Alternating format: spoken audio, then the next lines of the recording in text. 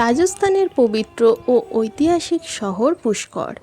আরাবল্লী পর্বতমালার কোলে গড়ে উঠেছে এই শহর। চারপাশের মনোমুগ্ধ করা পাহাড়, পবিত্র পুষ্কর হ্রদের ঘাট আর বিখ্যাত ব্রহ্মা মন্দিরের ইতিহাস নিয়ে আজ আপনাদের ঘুরিয়ে দেখাবো মরুভূমির এই অদ্ভুত সুন্দর শহরটি। চলুন শুরু করা যাক আজকের পুষ্কর ভ্রমণ। আপনারা কলকাতা থেকে সরাসরি পুষ্কর ভ্রমণে আসতে চাইলে আপনাদের আসতে হবে আজমের জংশন রেলওয়ে স্টেশনে। আজমের আসার জন্য বেশ কয়েকটি ট্রেন আছে, এছাড়া ফ্লাইটেও আপনারা আসতে পারেন। পুষ্কর ভ্রমণের জন্য একটি দিনই যথেষ্ট, তাই স্টেশনের কাছে হোটেল নিয়ে একটি অটো ভাড়া করে বা বাসে করে পুষ্কর চলে যেতে পারেন। তারপর পুষ্কর ঘুরে আবার বিকালে চলে আসতে পারেন আজমের। এখন সময় ভোর 4টে। আমরা এসে পৌঁছালাম আজমের জংশন। আমরা আজ সারাদিন ঘুরব এবং রাতে আমাদের ট্রেন আছে ফেরার। অনলাইনে আগে থেকে রিটার্নিং রুম বুক করে রেখেছিলাম। আগে একটু ফ্রেশ হয়ে নেব, তারপর বেরিয়ে পড়ব পুষ্কর ভ্রমণের উদ্দেশ্যে। আজমের জংশন রেলওয়ে স্টেশনে 1 নম্বর প্ল্যাটফর্মে ক্লক রুম এবং ডিজিটাল লকারের ব্যবস্থা রয়েছে।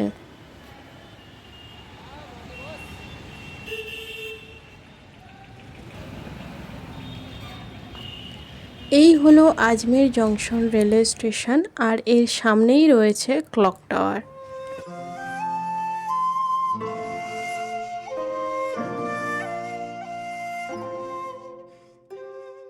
স্টেশনের বাইরে থেকে একটি টোটো নিয়ে এখন যাচ্ছি বাস স্টপের কাছে। বাস একদমই খালি, উঠে পড়লাম বাসে। আপনারা একটি অটো বুক করে নিতে পারেন, তবে একটু দরদাম করে নেবেন।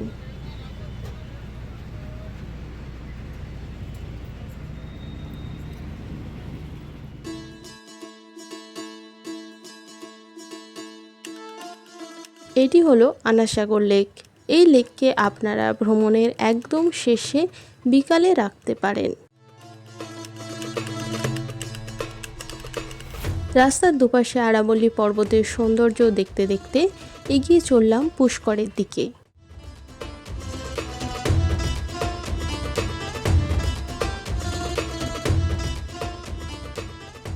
আজমের থেকে পুষ্করের দূরত্ব প্রায় 15 কিলোমিটার। বাসে আসতে সময় লাগলো 1 ঘন্টা।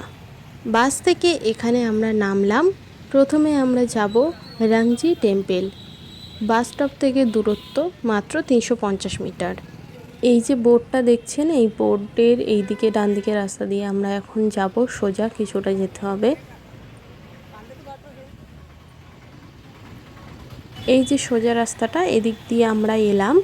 এবারে যেতে হবে বাম দিকের রাস্তাটা।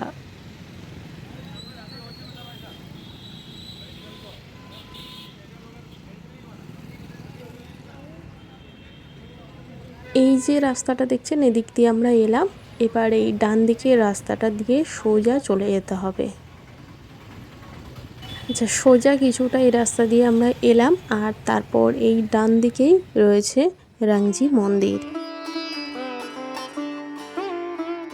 এই মন্দির সকাল 5:30 থেকে দুপুর 12টা পর্যন্ত এবং বিকাল 4টে থেকে রাত 10টা পর্যন্ত খোলা থাকে প্রতিদিন।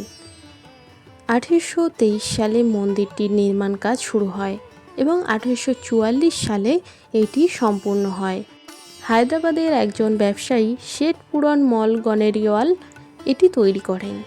রাজস্থানের রাজপুত স্থাপত্য এবং দক্ষিণ ভারতীয় দ্রাবিড় স্থাপত্যের এক অপূর্ব মিশ্রণ এই মন্দিরে দেখা যায়।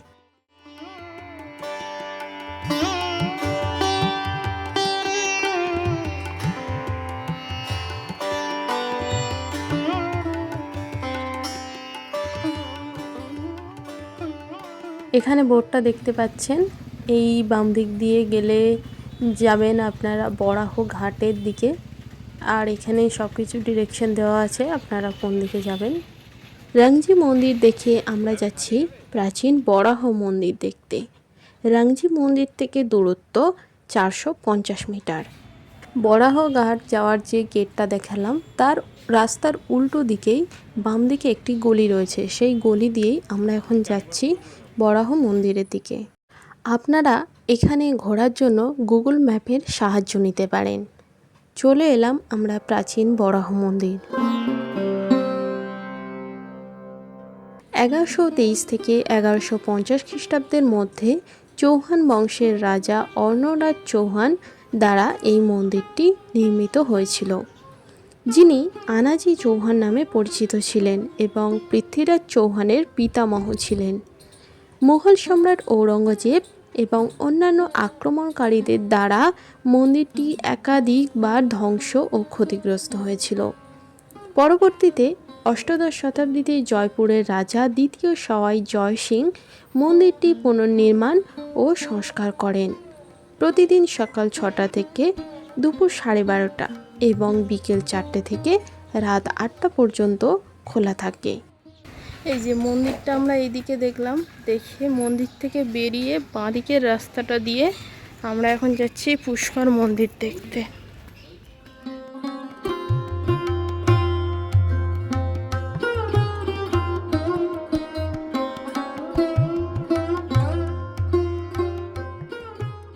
এরপর আমরা এলাম আত্মেশ্বর মহাদেব মন্দির। পুষ্করে ছোট বড় অনেক মন্দির রয়েছে, যেগুলো আপনারা ঘুরে দেখে নিতে পারেন। পুষ্কর লেকের চারিদিকে টোটাল 52টি ঘাট আছে। এখন আমরা এলাম নরসিংহ ঘাট।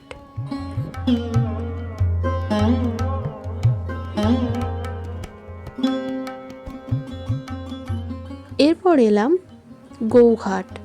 গৌঘাট থেকে সাবিত্রী পাহাড় এবং সাবিত্রী মাতা মন্দির খুব সুন্দর দেখা যায়।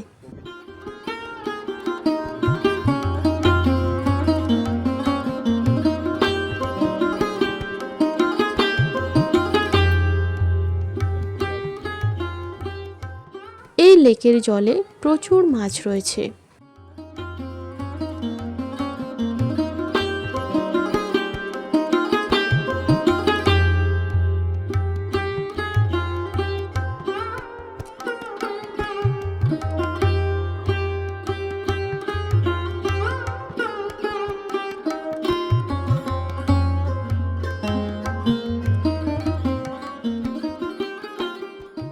প্রত্যেকটি ঘাটের কাছেই বিভিন্ন মন্দির রয়েছে, আপনারা সেগুলো দর্শন করতে পারেন। এই গেটটা হলো গৌঘাট যাওয়ার গেট।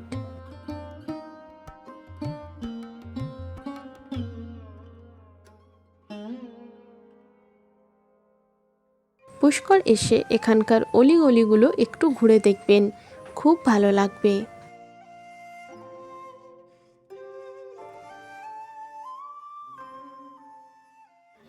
ব্রহ্মা মন্দিরের কাছাকাছি যেতেই প্রচুর ফুল প্রসাদের দোকান পেয়ে যাবেন এবং সেখানে আপনারা জুতো রেখে দিতে পারবেন পূজার ডালা কেনার পর।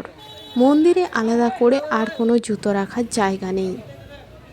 আমরা নিয়ে নিলাম পূজার ডালা।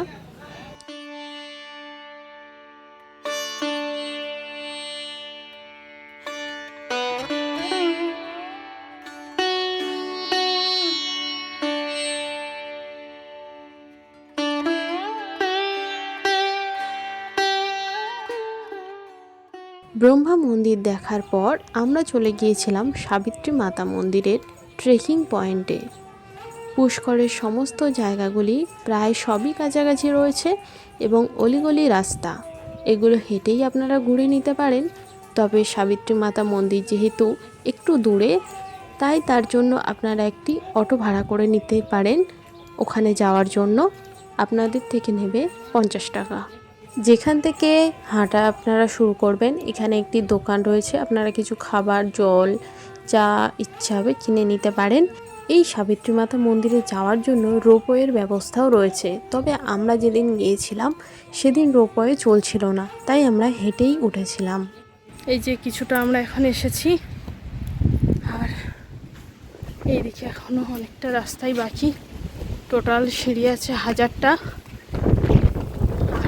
এই যে দমকা হাওয়া দিচ্ছে, তো সেই কারণে রোপওয়েটাও বন্ধ, তাই আমাদের হেঁটে হেঁটে যেতে হচ্ছে।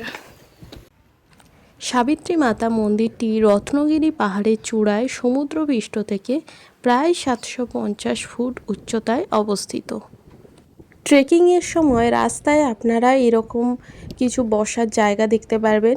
এখানে আপনারা বিকেলবেলা যদি ওঠেন তাহলে বসে কিছুটা রেস্ট নিতে পারেন। এখন আমরা যেহেতু দুপুরবেলা উঠছি, খুব রোদ রয়েছে। আমরা প্রায় অনেকটাই কাছাকাছি এখন চলে এসেছি মন্দিরের। এখানে প্রচুর হনুমানের উপদ্রব রয়েছে, তাই আপনারা একটু সাবধানে যাবেন।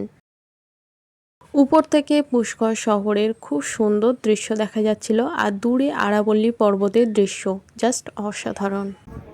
মন্দিরের ভিতরে ভিডিও অ্যালাউ নয়, তাই আমি মন্দিরের ভিতরে কিছু দেখাতে আপনাদের পারবো না।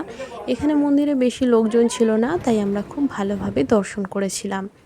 আর মন্দিরের এই চত্বর থেকে আরাবল্লী পর্বতের খুব সুন্দর দৃশ্য দেখা যাচ্ছিল।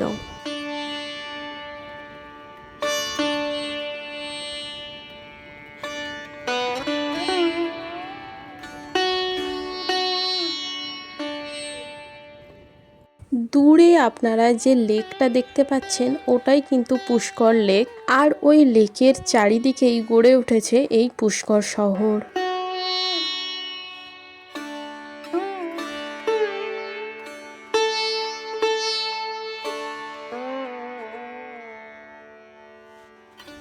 সাবিত্রী মাতার মন্দিরে দর্শন করে আমরা নেমে এসেছিলাম হেঁটেই। তারপর ওখান থেকে একটি অটো নিয়ে চলে গিয়েছিলাম বাস স্টপের কাছে। এখন বাসে করে আমরা ফিরে যাচ্ছি আজমির। ভিডিওটি এখানেই শেষ করছি। ভিডিওটি আপনাদের কেমন লাগলো অবশ্যই কমেন্টে জানাবেন, আর ভালো লাগলে লাইক, শেয়ার এবং সাবস্ক্রাইব করতে একদম ভুলবেন না। দেখা হচ্ছে পরের ভিডিওতে। ততক্ষণ আপনারা ভালো থাকবেন, সুস্থ থাকবেন, ভ্রমণ করবেন।